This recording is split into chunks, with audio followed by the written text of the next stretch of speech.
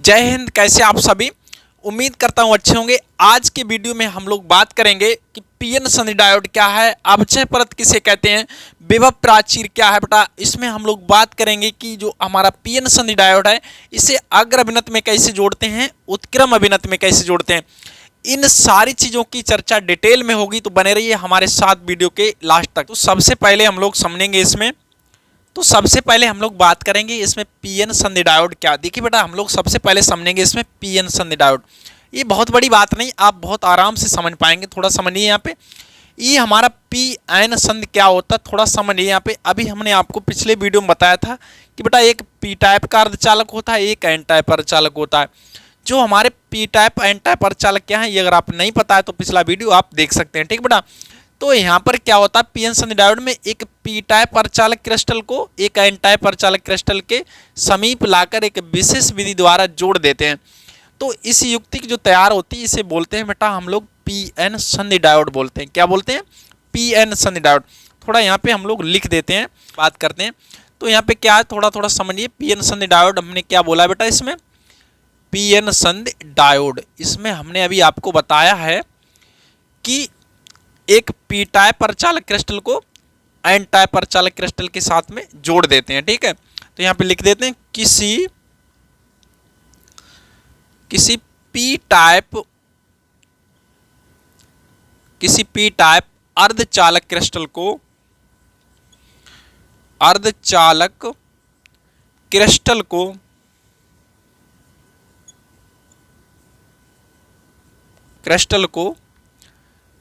किसी N type अर्धचालक crystal के साथ विशेष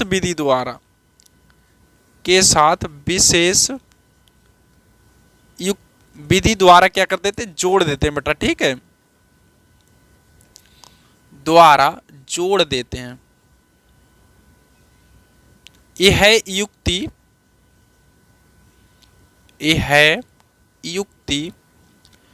पीएन संधि डायोड कहलाती है। पीएन संधि डायोड कहलाती है।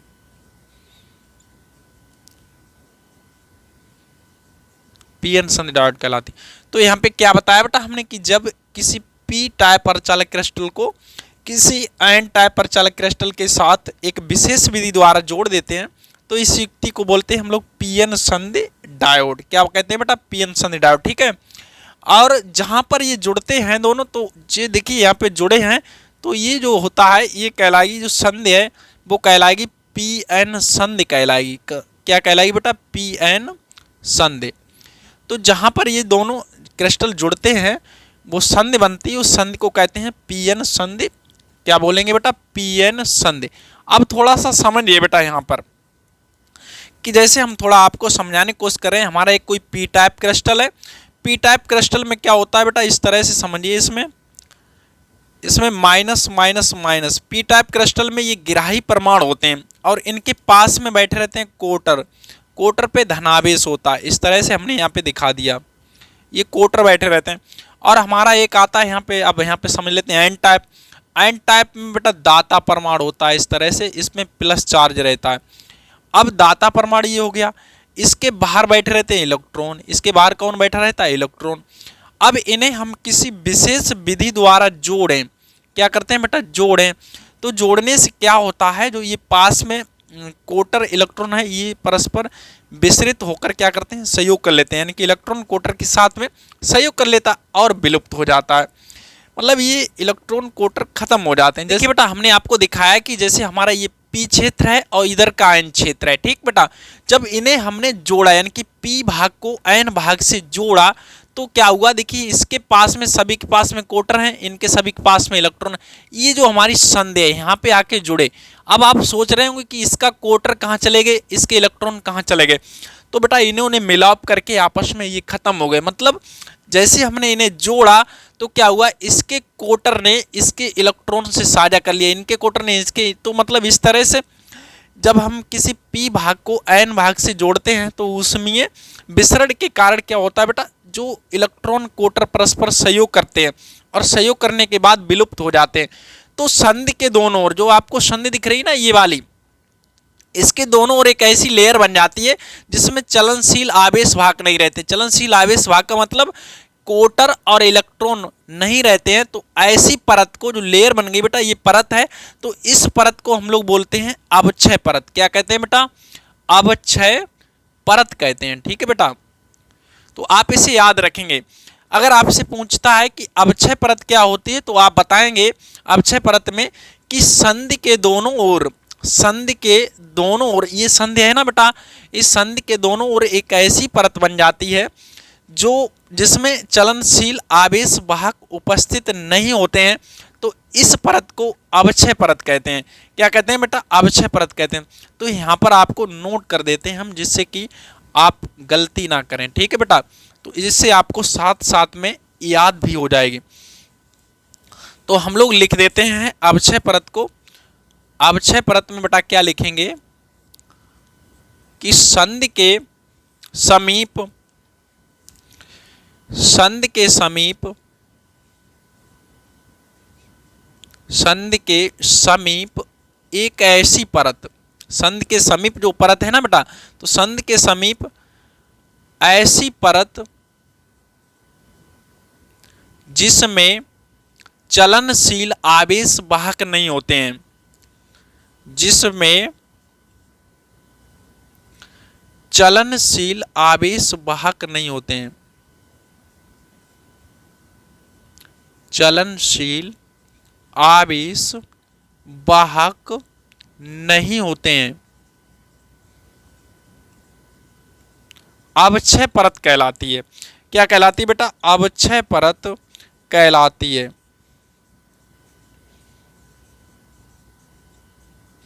कहलाती है। तो इस तरह से आप अवक्षय परत को बता सकते हैं कि जो संधि है, संधि के समीप मतलब जो ऐसी परत बन गई है जिसमें चलनशील आवेश वाहक मतलब ना तो इलेक्ट्रॉन रहे ना कोटर रहे, तो इस परत को बोलेंगे हम लोग अवक्षय परत। तो इस तरह से बेटा अवक्षय परत को आप समझ सकते हैं। अब थोड़ा सा गौर करिए बेटा, जैसे ये अवक्षय परत बनी तो इधर सारे पॉजिटिव हैं, इधर निगेटिव। अब सोचो बेटा क्या होता है, इधर प्लस प्लस प्लस है और इधर माइनस माइनस, तो इसकी वजह से क्या होगा, एक वैद्युत क्षेत्र उत्पन्न हो जाएगा जिसकी डायरेक्शन प्लस से माइनस की ओर होगी। तो इसी प्रकार जो परत के भीतर क्या होता है, एक वैद्युत क्षेत्र यहाँ पे उत्पन्न हो जाता है बेटा, इसकी डायरेक्शन प्लस से माइनस की ओर होती है। तो इसे बोलते हैं हम लोग आंतरिक वैद्युत क्षेत्र। क्या बोलते हैं बेटा? आंतरिक वैद्युत क्षेत्र।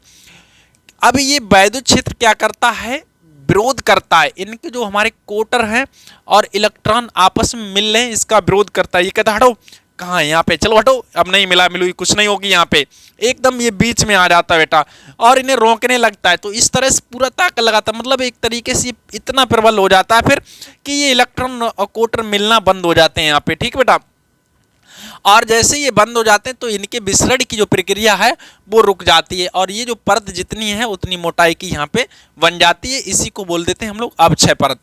समझ रहे कि नहीं बात को बेटा? तो देखिए अब यहाँ पे हमारा वैद्युत क्षेत्र ई है और इसी वजह से यहाँ पे क्या होता है, एक विभवांतर उत्पन्न हो जाता है। क्या हो जाता है, इस जो अवक्षय परत है इसके सिरों पर एक बेटा विभवांतर उत्पन्न हो जाता है इस आंतरिक वैद्युत क्षेत्र के कारण। इसी बोलते हैं हम लोग, क्या बोलते हैं बेटा? विभव प्राचीर। क्या बोलेंगे बेटा? विभव प्राचीर। तो हम लोग बोलेंगे अपने शब्दों में कि जो हमारी अवक्षय परत है इसके सिरों के बीच उत्पन्न हुए विभवांतर को क्या बोलते हैं? विभव प्राचीर बोलते हैं। तो यहाँ पर हम लोग इसे लिख देते हैं, विभव प्राचीर में नोट कर देते। तो हमारा विभव प्राचीर क्या है इसे हम लोग लिख देते हैं बेटा। तो अभी हमने आपको बताया है कि विभव प्राचीर क्या है, जो हमारी अवक्षय परत है इसके सिरों पर उत्पन्न हुए विभवांतर को क्या बोलेंगे? विभव प्राचीर बोलेंगे। तो यहाँ पे लिख दीजिए बेटा कि अवक्षय परत के, अवक्षय परत के सिरों पर उत्पन्न विभवांतर को, सिरों पर उत्पन्न विभवांतर को विभव प्राचीर कहते हैं। विभवांतर को विभव प्राचीर कहते हैं। ठीक है बेटा, और ये जो विभव प्राचीर है इसका एक और नाम है, वो भी यहाँ पे लिख लीजिए, संपर्क विभव। क्या कहते हैं इसे बेटा? संपर्क विभव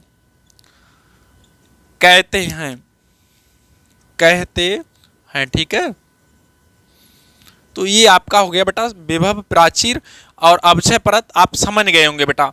तो अब हम लोग बढ़ते हैं थोड़ा सा आगे। अब हम लोग समझेंगे कि अग्र अभिनत क्या होता है और उत्क्रम अभिनत क्या होता है। इतना आप बेटा याद रखना कि इसमें जो ये आंतरिक वैद्युत क्षेत्र है इसकी जरूरत पड़ने वाली है अभी। तो हम लोग अब समझ लेते हैं अग्र अभिनत और उत्क्रम अभिनत को। बहुत देर से इंतजार में होंगे कि ये बोर्ड पे क्या बना हुआ है। देखिए बेटा, ये जो है, ये जो पीएन संधि डायोड है इसका प्रतीक है। ये किसका प्रतीक है? ये पीएन संधि डायोड का प्रतीक है बेटा। पीएन संधि डायोड का क्या है बेटा? प्रतीक है, का प्रतीक। ठीक है, तो अगर आपसे प्रतीक के बारे में बात करें तो आप समझ लेना ये हमारा पीएन संधि डायोड का इस तरह से प्रतीक बनेगा। इसमें बेटा ये पी भाग जो होता है, ये जो पी भाग एनोड का काम करता है, तो इसे बोलते पी भाग को एनोड कहते हैं। और ये जो एन भाग है इसे बोलते हैं कैथोड।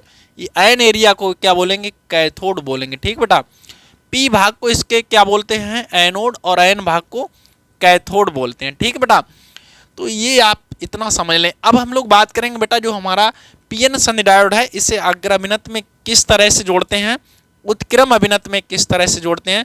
तो देखिए बेटा, यहाँ पर हमने अग्र अभिनत के लिए चित्र दे दिया, ये हमारा उत्क्रम अभिनत के लिए। हम यहाँ पे चीज़ों को बहुत ही बारीकी से समझने वाले हैं, तो बने रहिए बेटा। देखिए इसमें क्या होता है अग्र अभिनत में, इसमें हमारा जो पी क्षेत्र होता है, जो हमारी पीएन संधि डायोड होता है, उसके पी भाग को किसी बाह्य बैटरी के धन सिरे से और एन भाग को बैटरी के ऋण सिरे से जोड़ देते हैं।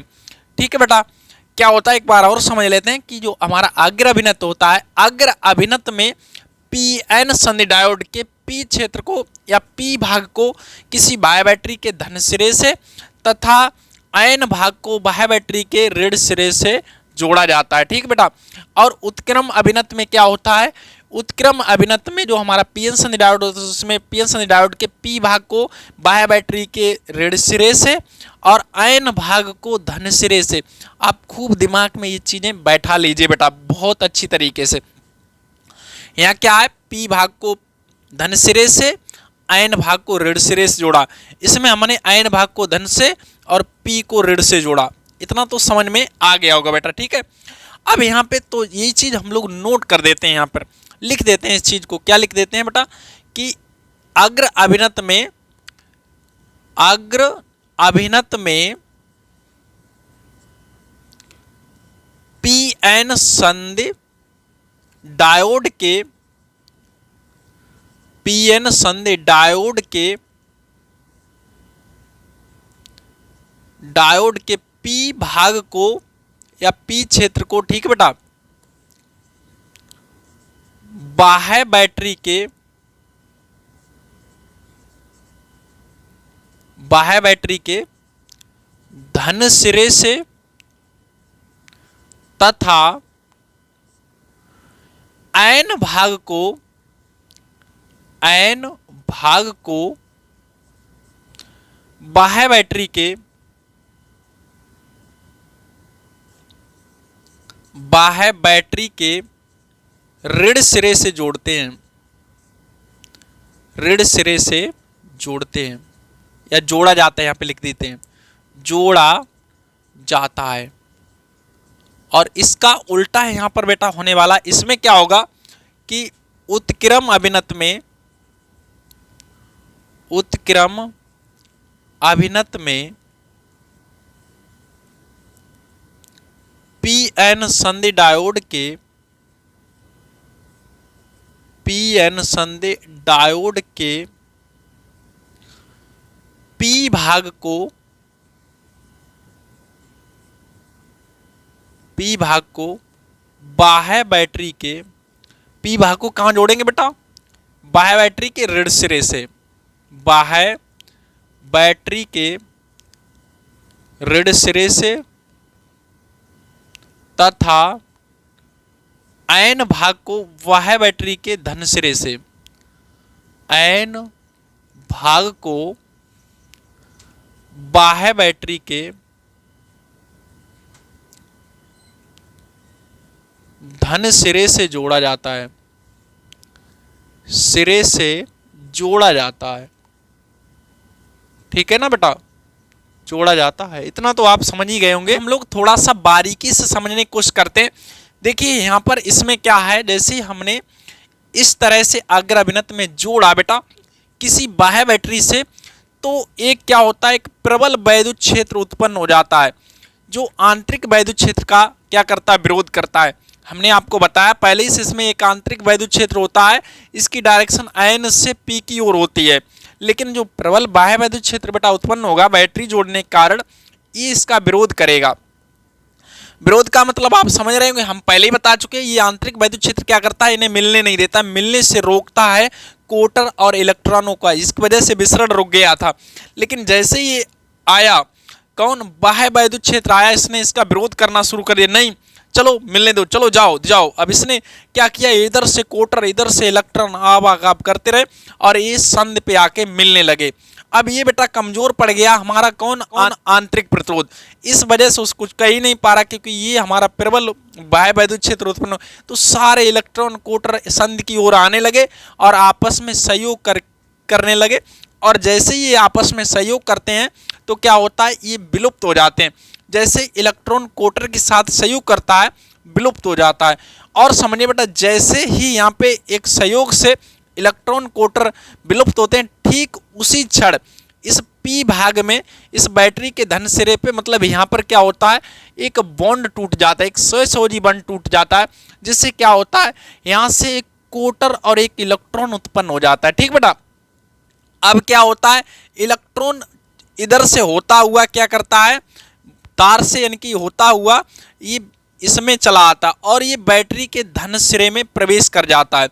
और यहाँ जो कोटर उत्पन्न हुआ है बेटा, ये क्या करता है, जो यहाँ विलुप्त हुआ कोटर उसका स्थान ग्रहण कर लेता है और इलेक्ट्रॉन चल के कहाँ आ जाता है, बैटरी के धन सिरे में प्रवेश कर जाता है। जैसे ही इसमें बेटा कोई इलेक्ट्रॉन प्रवेश करता है, ठीक उसी क्षण इस बैटरी के यहाँ से निगेटिव सिरे से एक इलेक्ट्रॉन निकलता है और ये इलेक्ट्रॉन निकल के क्या करता है, इसमें आयन क्षेत्र में प्रवेश कर जाता है और यहाँ पर जो अभी संध में विलुप्त हुआ था इलेक्ट्रॉन, उसका स्थान ग्रहण कर लेता। फिर यहाँ पे वही प्रोसेस चलता है, यहाँ से कोई कोटर इलेक्ट्रॉन सहयोग करता है, सहयोग करके विलुप्त हो जाता है, यहाँ पर एक सहसंयोजी बॉन्ड टूट जाता है, कोटर फिर इधर आ जाता है और इलेक्ट्रॉन क्या होता है, अपने रास्ते से होता हुआ बैटरी धन सिरे में प्रवेश करता है। यहाँ से फिर एक इलेक्ट्रॉन निकलता है, ये क्या करता है, आयन क्षेत्र में प्रवेश कर जाता है। इस तरह से बेटा ये प्रक्रिया चलती रहती है। तो हमें यहाँ पे देखने को मिलता है कि जो बाह्य परिपथ है, इसमें जो वैद्युत धारा प्रवाहित होती है, ये केवल इलेक्ट्रॉनों के कारण प्रवाहित होती है और संध में यहाँ पर ये आपस में इस तरह से प्रक्रिया चलती रहती है।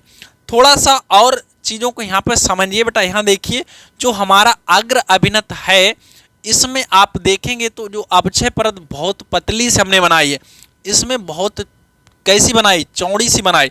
तो यहाँ पे आप सोच सकते हैं यहाँ क्या होता है बेटा, ये जो हमारा बाह्य वैद्युत क्षेत्र है इसका विरोध करता है, तो इलेक्ट्रॉन कोटर मार धक्का मक्की इनमें हो रही है, वो उधर से आ रहे हैं, वो इधर से जा रहे हैं। तो अब अपक्षय परत मोटी कहाँ रहेगी, बहुत पतली रहेगी।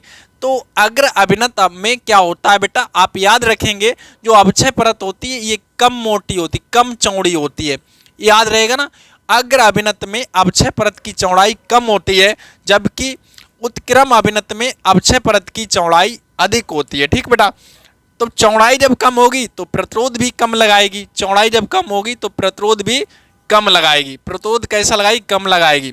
तो ये भी एक चीज आपकी क्लियर हो गई बेटा कि अग्र अभिनत में जो अपक्षय परत है इसकी चौड़ाई कम होती है और ये प्रतिरोध भी कम लगाती है, जबकि इसमें इसकी चौड़ाई अधिक होती है और अधिक प्रतिरोध लगाती है। ठीक बेटा, ये चीज़ें यहाँ से क्लियर होंगी। तो इसके साथ साथ में आपका यहाँ भी समझ लेते हैं हम लोग। इसके साथ में क्या होता है बेटा, यहाँ पर जैसे ही हमने क्या किया, बैटरी को लगाते हैं उत्क्रम अभिनत में, तो यहाँ जो वैद्युत क्षेत्र, बाह्य वैद्युत क्षेत्र उत्पन्न होता है और बाह्य वैद्युत क्षेत्र जो उत्पन्न होगा इसकी यहाँ पे देखिए बेटा, हमने बोला था वैद्युत क्षेत्र आयन से किधर को होगा, आयन से इसकी डायरेक्शन होती है पी की ओर होती है ना।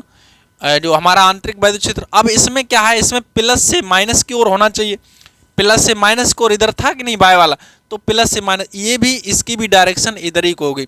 तो दोनों मतलब जो बाह्य वैद्युत क्षेत्र है ये आंतरिक वैद्युत क्षेत्र का यहाँ पे सहयोग करता है, जबकि यहाँ पर विरोध कर रहा था बेटा, यहाँ क्या करने लगा, सहयोग करने लगा। इस वजह से अब बेटा ये सहयोग जब करेगा तो कोटर और इलेक्ट्रॉन अपने दूर भाग जाएंगे। जो पी क्षेत्र के कोटर हैं वो बैटरी के ऋण सिरे की ओर आ जाएंगे और आयन क्षेत्र के इलेक्ट्रॉन हैं वो बैटरी के धन सिरे की ओर पहुंच जाएंगे। इससे ये दोनों संध से दूर हो जाते हैं बेटा, और ऐसी कंडीशन में वैद्युत धारा बिल्कुल प्रवाहित नहीं होती है। तो इस स्थिति में बेटा अग्रधारा प्रवाहित नहीं होती है, जबकि इस कंडीशन में हमारी अग्रधारा प्रवाहित होती है। ठीक बेटा, तो इसमें जो हमारी अग्रधारा प्रवाहित नहीं होती है, अग्रधारा प्रवाहित होना रुक जाती है।